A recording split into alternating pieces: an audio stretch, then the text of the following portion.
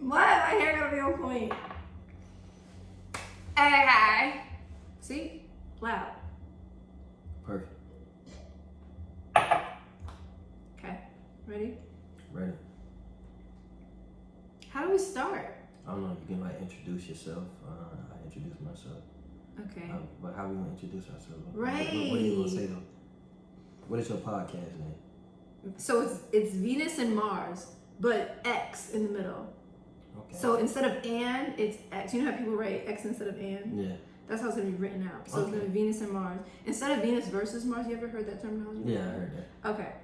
So instead of Venus versus Mars, it's Venus and Mars. Because I'm not trying to, I'm trying to bridge the gap, not make it a competition type of thing. So, yeah. All right, so yeah, you can go ahead and just introduce your podcast, and I'll just say I'm a guest. I'm Robert Gibbs. Okay. I don't really say too much. Not too crazy. Dude, but should we say how we met or something, or how what do we Do I just say, hey, this is?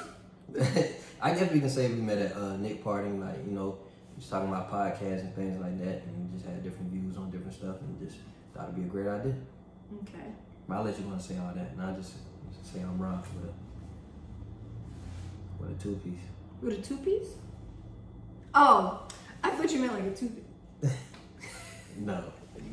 Hi guys, I'm Shantel, and this is Venus and Mars. This is one of the first episodes, or possibly the first episode. Still figuring that out. But today we have Roberto. How do people usually call you? Rob. Okay, I guess we could just go to Rob. Yeah. But yeah, we have Rob today. So just to give a little backstory, a while ago on Instagram, I posted that I wanted to start a podcast. And the goal is to bridge the gap between men and women and to help men and women understand each other better in the dating realm. And I asked who would like to be a part of it, and Rob was one of the first people. So here we are now. Here we are. I'm glad to be here. This is my first time ever doing a podcast, so definitely excited to see what this brings and what I can give, the knowledge that I can give and receive. So I'm ready and you're ready. Yes, same here. Okay, so today's topic is going to be about toxicity in relationships or situationships, and how people are typically attracted to toxic people, why, and how we can kind of break the cycle in a sense, right? Yes. Right. So, I think for me, I guess I'll start with my own past situations. I think I can say I've definitely been in toxic situations before, and I think for the most part it was toxic because it was so gray, didn't necessarily know where we were going, always getting into it about what's okay, what's not okay, but not necessarily having the I wasn't allowed to expect anything from the person because we weren't in a relationship. So to me, that's toxic, when it's gray and you don't really know what to expect from the person, and you don't really know what direction you're going into, and there's just conflict for absolutely no reason because the person's not obligated to you and you're not obligated to the person. But I'm curious, what's your what would you define a toxic relationship or situationship? I would also say that same thing, but also I feel like once people get too comfortable and they feel like they can do things where you won't leave no matter what, I think that's when things start to get toxic. And like you said, sometimes in that gray area when y'all break up or y'all not together and y'all keep coming back together and doing that, it gets real toxic. Yeah. And I think a lot of society, a lot of this deals with society and just music and the things that we listen to, that we feed ourselves to.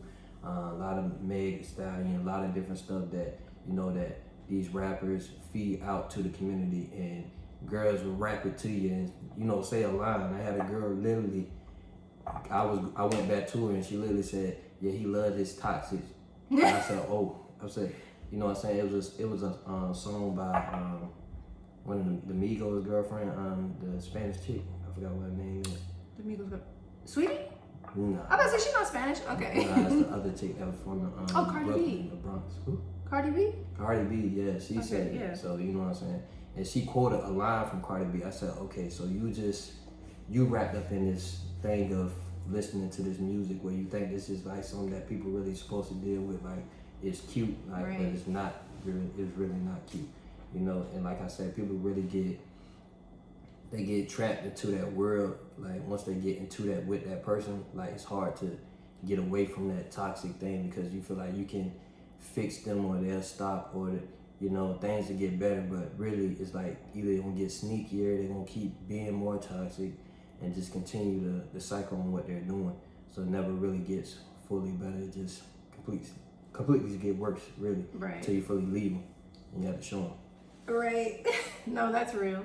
I guess like when it comes to avoiding toxic situations, I think it really, in order to avoid it, you have to like self-assess and figure out how did I get here anyway, and what was it about this person that made me want to keep coming back. So I'm just curious from your own experiences outside of like, you know, maybe the sex was good or they were a good looking person. Honestly, like, why do you think you kept going back to this person or these people? I think it's just the fact that, you know, being with them for so long and seeing that image that they showed you at first. So it's like you always chasing that same image that they showed you when you first met them, you know.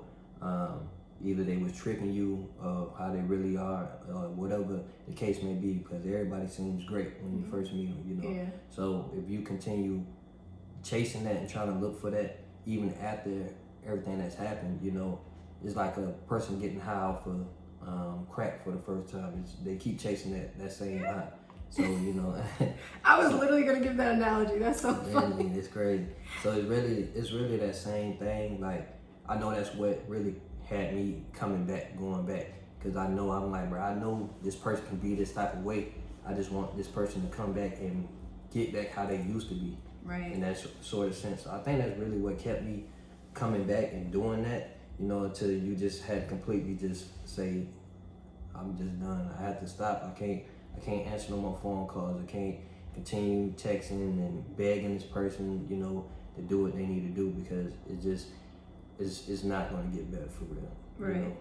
They'll do it for a second, but they'll get back to what they're doing regardless. Right. You ever heard the book, The 40 Laws of Power? I have heard of that book. I did not read it. I haven't read it either. I need to read it. But I've heard, I think it's good to read it. In my opinion, this is just my opinion, it's very manipulative based off what I've read, like the back cover and what other people have said. I think the book is good to read to help you understand how other people's minds work. I don't think the principles in there are like coming from like an integral place, because it's all about manipulation.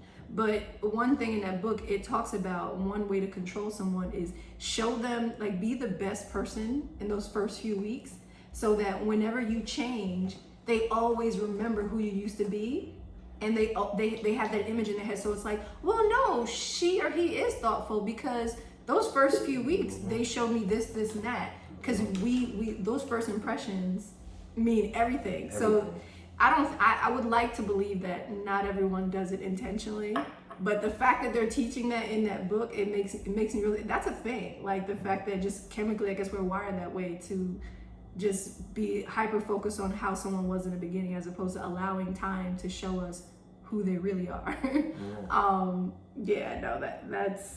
That's a whole thing. I had looked up an article just to get some, like, I guess like from a psychologist's standpoint, like why we all get attracted to toxic people. And a few things it had said was, everybody obviously for different reasons, but it said, you're also not ready to commit. So like we might be attracted to toxic people because we know they're like one foot in, one foot in, one foot out, and we are too. So it's kind of like, well, this kind of works. So, you know, we kind of stay in the situation. Another thing, it says that some people like fixing people. So if you see someone has super toxic traits, that's one thing. Have you experienced? I do be trying to fix people sometimes. Yeah.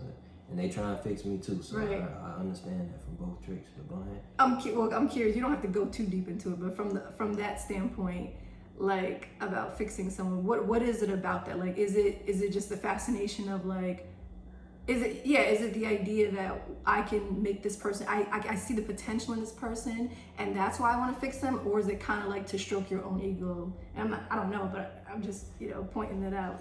Like, what do you think is the reason you would want to fix someone? Yeah, I think it's because just seeing the fact, like, I believe like they might need some help. So I might be looking at it like they might need some help, and I feel like I probably can help them because that's why I'm in the healthcare field. I like helping others. So when I see that, I'm like, okay, it's probably something deeper behind the way that they act. So I'm just trying to see now, like I'm trying to figure it out, dig deeper into their childhood, their past relationships. Like, why exactly are you doing what you're doing? Why can't you fully sit here and just commit and do this and do that? So it's just like me just trying to fix it and just trying to have hope, that they can be better in a sense. But it's really, they know what they can do. Because, like I said, I've been a toxic person in a situation where I know everything I was doing purposely was very toxic, and I just, they'd be like, I just wanna, why you not answering the phone? Why you not calling me? I'm like, yo, I'm busy, like I'm doing stuff, like, and really I just be at home just chilling and watching movies. Like I know phone on D&D, your phone stay on D&D. It stay on D&D all 24/7, 24/7. So it's just I know what I can do when I want to be toxic. So and it's like I know when they trying to fix me, but it's like I know it's not really nothing to fix. It's just me just being toxic because I know I can be toxic, and I know that you're not gonna go anywhere. So it's like a mind manipulation thing, like you said. And it's just me stroking. That was me really just stroking my ego, just seeing like, yeah, I know I can make this happen, or I know I can keep them here. If I want them here, you know what I'm saying. When I'm done, then they'll be done. So I think it's something like that. So what made you like? I know you asked me earlier, like, what made you like continue messing with them when you were toxic? Oh, when they were toxic, like what brought you back? What made you continue doing that with them? So I think for me, the main thing is trying to get someone who seems uncatchable. And that was in that blog post, the article thing that I looked into. Like, that's another thing. Like, we're just attracted to what we can't have, or it's just the idea of like, what is it about me that that makes this person not want to be head over heels? Like, I want to do things or keep being consistent so that they fall for me. Honestly, that's, for the most part, that's really what it is. Just trying to win someone over and feeling like they're just so unfazed. And it's like, why are they so unfazed? And just being attracted to that. And wanting to win them over. So bad. It's so bad. But hey, at least we can like be real about it. That is definitely smart. That, now that I think about it, I think I was doing the same thing when I was attracted to the toxic person. Like, I was doing everything, like Valentine's Day doing, like, going all out. My homeboy was like, bro, you really did a lot of things. Like, bro, what did she get you? I'm like, bro, she didn't give me anything. Right. You know what I'm saying? Like, I wasn't worried about it, but she didn't give me anything, bro. So, and they like, wow, bro. You're like, I only spent like $100, bro. You spent about half a band. Like, you really went out. You went and did this, that, this, and that. Damn, Valentine's Day? You know what I'm saying? I'm like, yeah, and that was with the toxic person. So it's just like you said, me trying to win them over and trying to show them like, yo, I know it. But in the back of their head, they know that you really like that too, though. Right. And they know, like, just stroking their ego, really. For real. So now that I look back, it's horrible. I feel horrible about even doing that, And I think sometimes people just need to really sit back and just look at what they're doing, trying to get that person, trying to make that person fall for them and want to be there with them, and I think that fixes a whole lot of things, but it really takes a lot for a person really to sit back and do that though. Right. That's what I was gonna say. I hope you give yourself credit, because not a lot of people are self-aware or like assess themselves and why they do the thing they do. So this kind of goes into another topic, so I'm not gonna touch on it too much, but something about what we were just saying with the chase. I'm just curious, have you ever been in a toxic situation where you love the chase and that's why you were there, but then you finally did make them really want you, and they finally became consistent, or they became ideal in this sense? Was the excitement gone after that? I think That's a good question. That is a good question. It kind of, the excitement kind of was going, because then now I was thinking in my head, are they playing with me? Or it's like, are they like, did they stop? They must have been talking to somebody while they was, you know what I'm saying, doing all that toxic stuff. So am I like a rebound? Is this like it's like a lot of things that go around in my head once that actually start happening. So it's just like, are they gonna continue doing this, or are they gonna fall back into that same thing that it was just not doing a couple months ago? Right. You know, so it's just like I just be on the iffy board the whole time. Like I don't be knowing what to really think when that situation happens. So Yeah. it do kind of, it kind of do like, I guess because you be used to the toxic stuff at that point. Yeah. So I mean, it did kind of like bring me back a little bit from them, if that makes sense. So you fell back a little once they became consistent? Yeah, because it's like I said, it's in that gray area. It's kind of scary because you don't really know. Like it's just really them being who they supposed to be. Again, you know, or is this a game? Is this a joke to them? Because they probably seen you like fully. When a toxic person do that, that's when they fully see that you probably let them go and just completely just let the whole situation go and probably moved on. They probably see that you moved on, and then now they like, okay, let me really act out for real, because it's time. It's time, you know. Right. No, that's real. I got so much to say about that, but I'm gonna save that for another episode. Okay. About like, you know, they loving the thrill of the chase, and then once you get them, how you act once, you know, you get them to be what you thought you wanted them to be. But another thing that the article has said that I thought was interesting, for some people they might like toxicity because of low self-esteem, but also because it's comfortable. A lot of people grow up in crazy home environments and they're used to chaos and toxicity, so that becomes comfortable. So when you're in a situation where someone is showing you love and care and just being genuine, it's so foreign that you question it. You're like, this ain't right. This isn't what I know.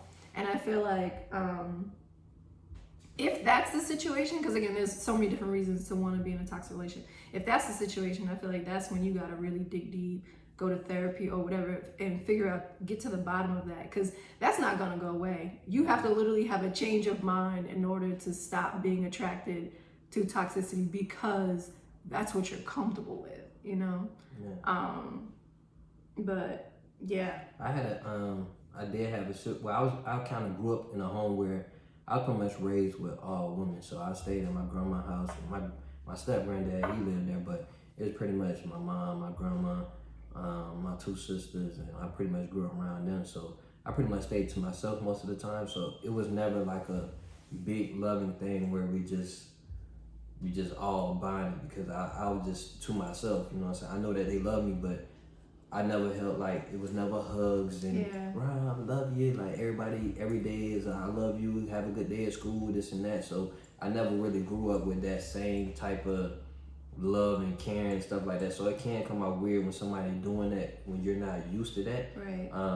But it's like you said, it's a thing that you probably have to go to therapy, or either you just, you know, kick that out of your own self and be like, yo, this is really what love's supposed to look like. Right. This is what this is supposed to look like. Because, you know, so I was seeing some toxic stuff when my uncle and them would come over and stuff like that. So I would always see different type of things happening. And that's not a good thing to see when you're younger, because, you know what I'm saying, you growing up and you kind of like bring that on to your next time. Like, damn, she's still here, you know what I'm saying? This is a movie. A lot of people be thinking it's a movie. It's not a movie. You know, it's not. It's not a movie at all. You're not supposed to. It's not. Love shouldn't come with any of that. This is a Medea movie and things like that. And a lot of people live through like a Medea movie, like it's a game. You know, and I say that a lot to a lot of people. I'm like, yo, you really think this is like a movie for real? Like you know what I'm saying? You doing little things and nicks and knacks and tricks to try. I'm like, yeah, this is not a. This is real life. You gotta stop watching these movies and stop and actually live a real life, not doing what they do in the movies. That's why I don't really like to watch toxic, crazy movies, because it's like they gonna practice it. They gonna practice what they see. It's like whatever you seeing when you're younger, you gonna practice what you see. You know, you roll up and you accidentally come up on a CD or a porn CD. Right. You want to practice what you see. So you know what I'm saying. It's just all what you seen when you was younger and just how you was raised up. That's why I said trying to fix people, because I was broken a little bit. You know, but I know what love is, and sometimes, like you say, you just be attracted to that nonsense, and it's not good It's at all. not good, right? It's not good at all. I'm glad you brought up the Medea thing, because that's a whole, I didn't even think to mention that part, but that's another thing. TV, like media, plays a big part in why toxicity is normalized and like people want it. Like they want someone calling their phone 20 times in a row because they want to feel like, oh, this person really cares about me. And if you see that on TV or in movies, it's normalized. It's like, okay, this is normal. Like, this is what I want. This is what I want. And it's like, if you take a step back, nah, like, there's nothing healthy about that. Like, there's nothing stable about people calling you out of your name, calling you 1,000 times, doing the hot and cold thing. There's nothing normal about that. And again, I feel like if we're attracted to that, we really got to get to the bottom of that and like try to break the cycle. Because realistically, you're never going to have a successful relationship if it's toxic. And you're also just going to breed another generation of people. I was just about to say that too. Like, if you have kids, it's just, they're going to see that. You know what I'm saying? Especially if you bringing that towards them. You know what I'm saying? Kids remember everything, they see everything. So even you don't think they're paying attention, you don't think they're listening, they hear all that toxic stuff. They see what you're doing, y'all cussing, y'all going back and forth, y'all doing all that. Like, that's not good at all for anybody to see. So, right. You know. No, I agree. And I grew up in Florida, so Florida, before I moved here, the Georgia, Florida environment, the culture, it was just completely different. So when I came here, it's just, I don't know, it was just a different type of vibe. You know, everybody's supposed to, like, everybody's kind of hard. Everybody, you know, you don't really show too many emotions down there in Jacksonville, you know. It's like, you show too many emotions, you're gonna get ate. So, you know, you have to wear your emotions on your sleeve, don't really show too much, don't really do too much, you know. That's kind of toxic as a community, you know. You know, I kind of had to get out of that too, you know. But it's also, it's bad for people who don't see that too. Like, when you try to break that habit, and you mess with somebody who also dealt with that too, but they seeing it as a joke or like a movie, like I said. Right. So that just kind of discourages somebody. Like, okay, maybe that's not. Maybe I shouldn't do that. Maybe I shouldn't show my emotions for real. You know what I'm saying? I'm a dude. I can't show my emotions. I can't cry. I can't. You know what I'm saying? I can't talk to nobody about it. Can't talk to them about my feelings or nothing like that. I just gotta suppress it. And, you know, that's nothing's good about suppressing that, because either it's gonna come out the wrong way, either gonna come out the good way, or it can come out the wrong way. Right. So no, I agree. But again, I feel like that's dope that you actually like, you're like, okay, I know because of how I was brought up or the area that I grew up in, this is why I was this way. But I realize that this may not be the best way moving forward. And I think that's dope. I really do. But anything else you want to add to the topic? Let me see. Let me think. Without getting too far off the topic. Right. I guess this can be a little bit part of being toxic, but maybe I always wanted to ask this from like a female perspective, because just like I was just saying, when dudes, you know, like you said, watching too many movies and stuff like that, they saying dudes not really supposed to show too many feelings, show too many, you know, get to themselves where they're vulnerable, you know. And I think we've been raised like that from our grandparents on, slavery, things like that. They, you know, they went through hell really. And I know they didn't come home wanting to talk about anything, so they just suppressed everything that was going on. You know, they had to watch their wives get taken away and all different types of things, segregation, just all type of things. So I feel like it was just brought up from there, just where man just supposed to just suppress everything, just work it out, get whatever is needed, get done. And I think that brings like a type of toxic relationship, because really a person sitting there just having all that on their chest, feel like they can't really talk because they're looked at as weak, or if they cry or something like that with a girl, like to a girl or something like that, she can use that against them, you know, or she'll look at them a certain type of way. I feel like, what's your thoughts on that? Like, if a dude, really sitting here and breaking down, just, letting you really know his emotions, because then a girl would say a dude is too sensitive at that point. I can see if a dude being too sensitive, but you know what I'm saying, if that's like his girl, his main girl,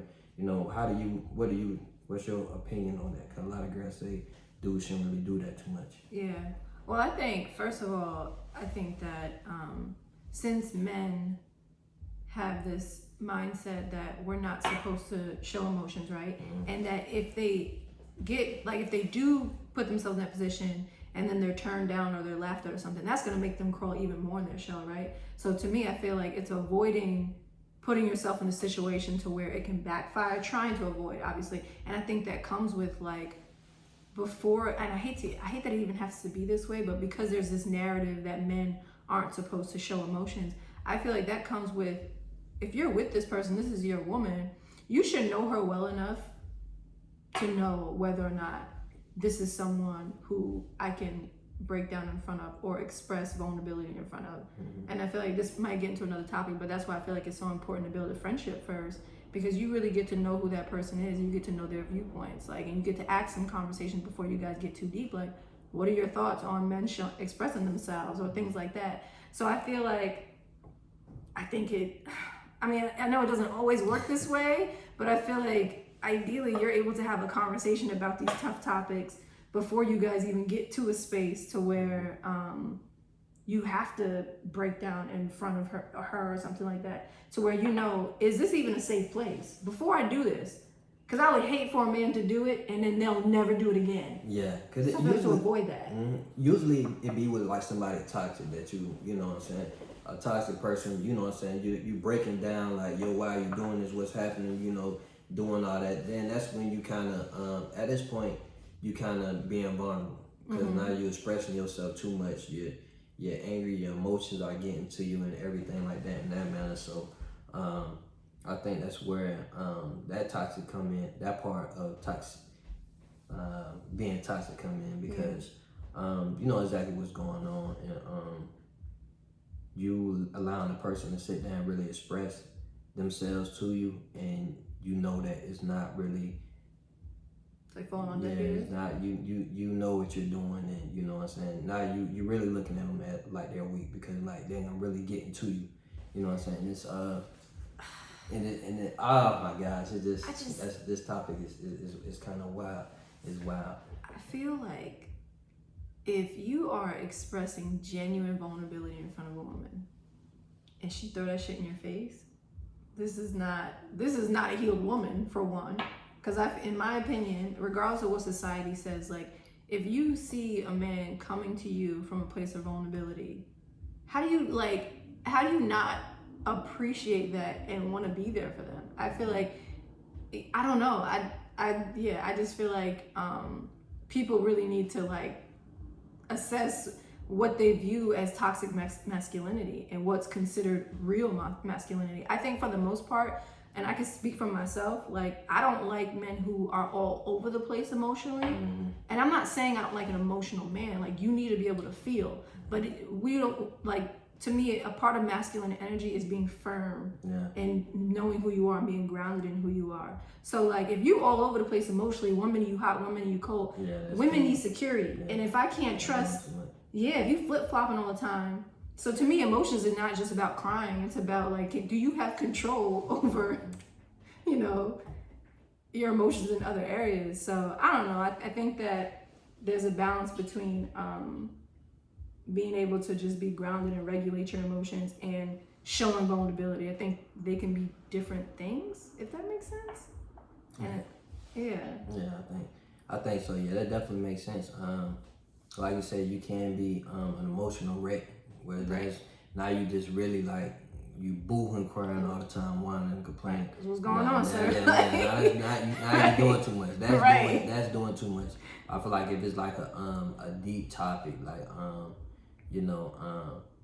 for instance, this one time, I was talking in anger because I talk with real aggression. So I talk with passion when I talk. I know about that. Right now I'm not doing too much, kind of real calm right now. But usually most of the time I'm talking real like aggressive and real like hard. Yeah. So one time I was talking to the toxic person, and I was just talking aggression, and I was crying, but I was mad. I wasn't crying like, yeah, but, you just know what I'm saying. I'm just crying. You know, she recorded me.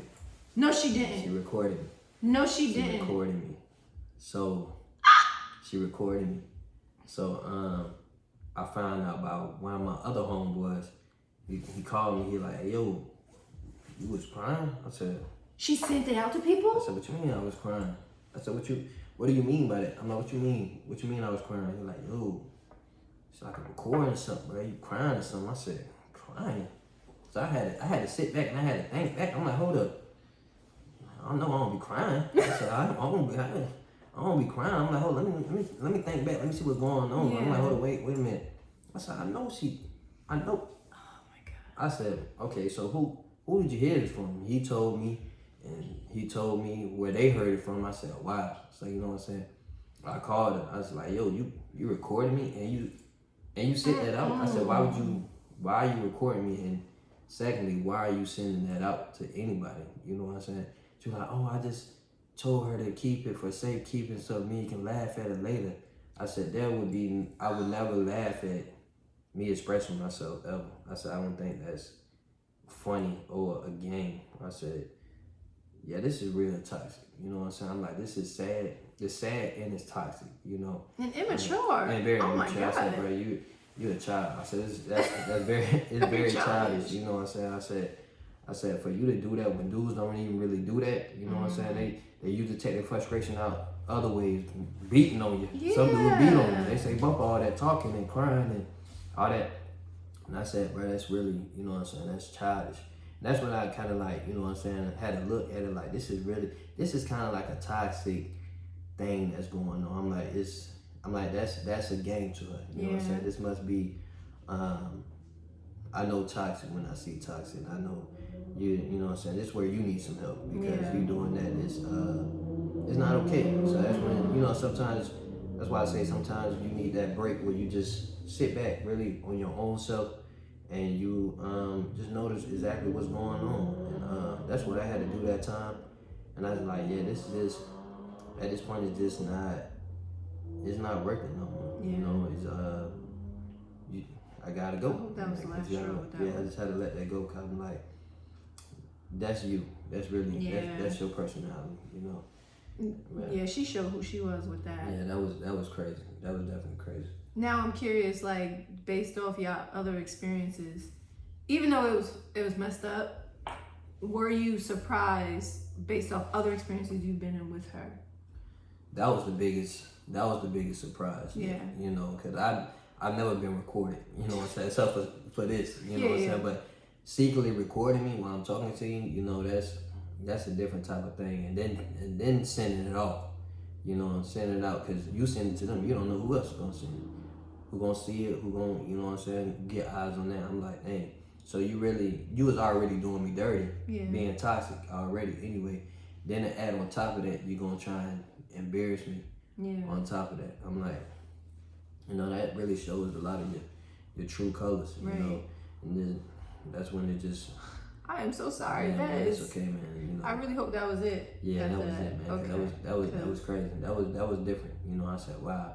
I said, I can't really even believe you. Like, no, you really couldn't even hear you really crying. No, but why you sending it out? I'm like, it's the whole fact that you was recording me while me and you was having a deep conversation in the first place. You know, I said that's just some things you need to work on. You know, sometimes it's best not even to get back into your feelings about it. Just let them know, like, you know the type of person you are, you know, and you gotta do what you gotta do. You know, like, you just need help. You know what I'm saying? You need help. Of course, she tried to come back to me like later on, tell me she went to therapy and all that. No, she didn't.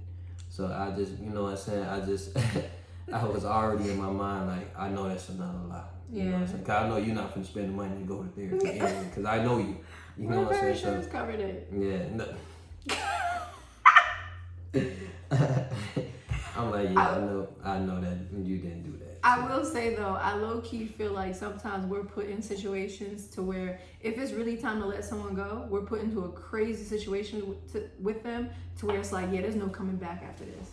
Yeah. Sometimes we need that. Yeah. And maybe, unfortunately, it had to be that way, but maybe that was it. Like, that was the thing that was like, nah, I'm gonna really cut this off now. And you needed that to happen in a sense to realize, yeah, this is it. Whatever good image I had of her from the beginning, I gotta throw that out the window because she showed me who she was. I had to. Yeah. Yeah, that definitely happened that way. Definitely happened that way. You know what I'm saying? I used to pray about it, just like, yo, just give me a sign, God, show me, like, that I need to go ahead and leave her alone, just, you know what I'm saying, do what I need to do, because just show me, like, this not really for me. Right. Show me, give me that sign. He gave you one. You know what I'm saying? You crying, she'll hear. Literally. Right. I can't. Was it video or audio? No, it was an audio. Okay. So I was like, and then once, you know what I'm saying, once that happened, I had seen through her phone, she recorded, she done recorded like 50 conversations that me and her had. I'm like, I'm just asking, I'm like, why do you have all these recordings of me? Why are you recording I will me say, so much? okay, I'm gonna say this. Okay, We go a little off topic, but you be recording. I have recorded only because, listen, but the intent was never bad. The intent, because like for me, I low key feel like I have ADD. And like sometimes people would say stuff and I don't remember what they say. Okay. And if it's a really important conversation, I like to listen back to it. And then also I've been in situations where, like, I go to therapy now. Yeah. And I've been in situations where I wondered if I listened to something out of a hurt little child as opposed to what that person really said. So I've gone back to listen to conversations to wonder, like, did I process that through a healed person, or did I process that, like, whatever they said to me, or did I process that as a hurt child? You get what I'm saying? Yeah, so but that it's for me though. I can get that. It's not for. I can understand. Yeah. I can understand. I've never. Yeah. I wouldn't share with people to like bash someone. Nah, it's for me. Yeah. So that's why I'm like, I can. You know. But again, to me, it's all about the intent. Yeah, that intent was definitely different. But what you just said, okay, I can understand that. I definitely understand it, because sometimes, you know, when y'all having like a conversation, y'all both going back and forth, a person saying this and that, sometimes a person might not remember what they said to you. Right. You know what I'm saying? My dad said some crazy things that my sister remember, and he was like, I don't even remember saying that. You know what I'm saying? It's like, I got receipts. Yeah, I got receipts. So, you know what I'm saying? Sometimes people need that to show, like, no, you was pretty much wild and listening to this. Like, you was kind of going crazy. You was being real disrespectful. You know what I'm saying? So, sometimes people need that.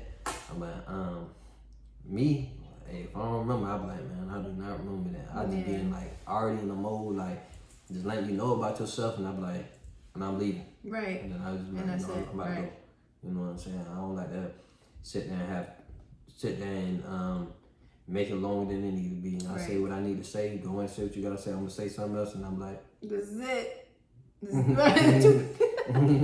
out of here. And people like, cause I'm a real calm person, so I've noticed like some people like to try and push my buttons to try and get me outside of my calmness. Cause I just usually just chill, and I'm just watching, I'm just looking, I'm just vibing, and some people just, it's like a game in them. Like, I wonder if I can break them. That's the only person. See, that's toxic. And that's the only I can say that's the only person that has ever broke me outside, like to make me get outside of myself. So I said, I don't ever want to be in a situation where I'm like that again, to be broken. You know what I'm saying? I have to just get away from that, because that just got me all outside of my character that I really am. You know what I'm saying? So I was like, I don't even want to be in that type of form, no way, ever again. So I'm glad you nipped that in the bud. And I'm sorry that had to happen, but damn, it gotta happen to somebody. I'm here to tell the story. You know what I'm saying? I'm here to tell the story. Got stories for days. So I guess, like, to conclude it, what if we both share like what ways we've learned to not put ourselves back into that cycle, or something we want to do to avoid, like, you know what I mean? Mm-hmm. So you want to go first? I don't know. Nah, you want to go first. Oh, you want me to go first? I already know what I'm saying. You know what you're gonna say, so go ahead, because I have no idea.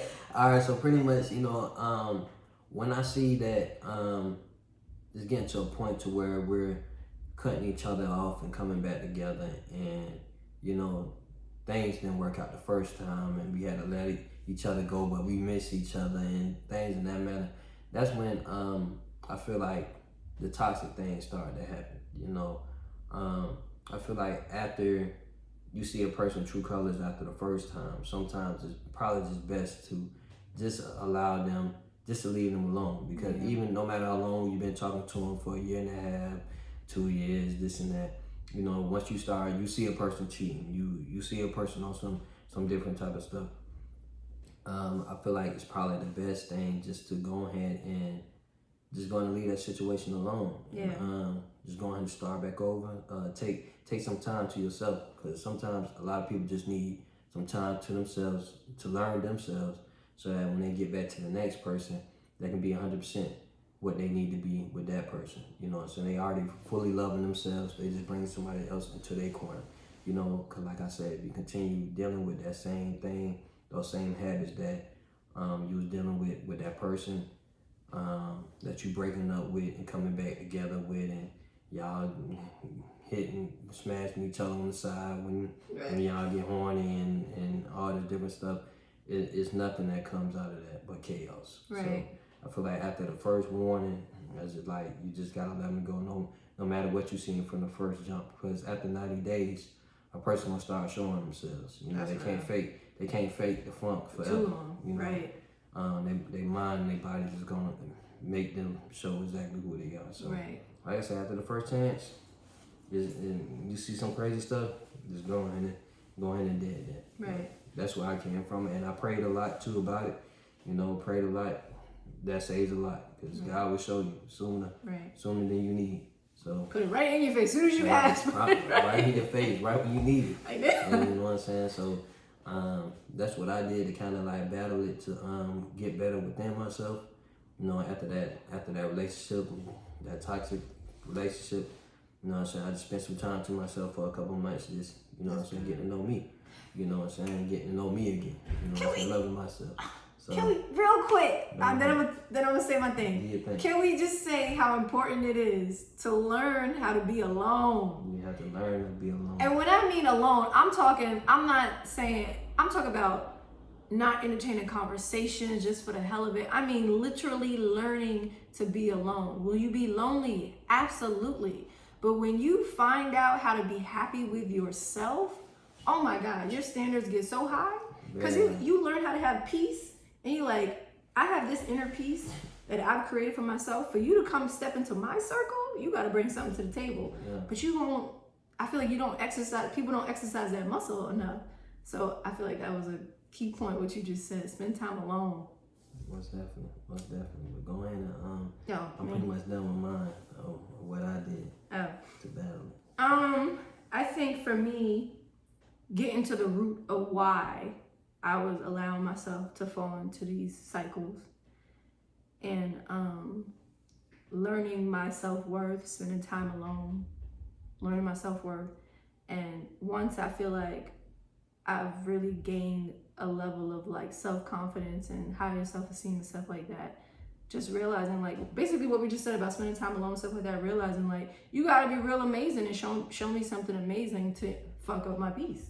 You know what I mean? So I think that's what's helped me avoid that cycle with people. And then like you said about the whole 90-day thing, creating like boundaries in the beginning to where you don't get too close too soon, so that you give someone time to show you who they really are and them to learn who you really are. Because I feel like a lot of us, and this is like a whole other topic, but we always end up getting too close too soon before we really know the person. And by the time they start showing us their true colors, we already so emotionally tied in that we're like, well, I mean, I guess I can deal with it. It ain't too bad, I guess. Right. You know what I'm saying? Right. So I feel like just creating proper boundaries while you're getting to know somebody, but also like to break that cycle, figuring out like how you said, like how it's easy to just go back to it, hit them up when you horny or whatever the case, like creating those boundaries. Like I might have to block you, or I might have to unfollow you on social media or mute you, whatever you got to do to stop putting yourself in situations where you keep going back to that toxicity, you know? For me, let me not speak in the third person. For me, like creating the boundary that I need to create to not go back to that person, and realizing my self-worth and remembering what I deserve, and remembering that like, if this is what I want long-term, I ain't gonna get it dealing with these type of people. Yeah. So, yeah. All right. I guess that's That's definitely good, though. That's definitely good. Yes. Definitely. Tune in for the next episode, guys. I have no idea what it's gonna be yet, but it's gonna be great. I want to thank you. Thank you for bringing me on. Thank you for allowing me to be on your podcast. Thank you. Wait, are you single? I'm single. Right? He's single, You ladies. funny. His Instagram is. What's your Instagram? Give me your Instagram. Giving something. I think it's _givens3 or something like that. Is it one so they find you? Is it one underscore or It's two underscore? _ and givens3. Yeah, that's what it is. Perfect. Givens3. Hit him up. Cause he's done some healing. You know what I'm saying? We can talk. I can heal you. We can No, we ain't fixing nobody. No, we ain't fixing nobody. Nah, don't come heal. Right, come heal, please. Come correct. We go to therapy. Right. I sit outside the therapy office. Right. While you get therapy, you know what I'm saying? I can point you in the place to go. You know what I'm saying? I'm here for it. Absolutely. Well, thank you guys. Until next time. All right then.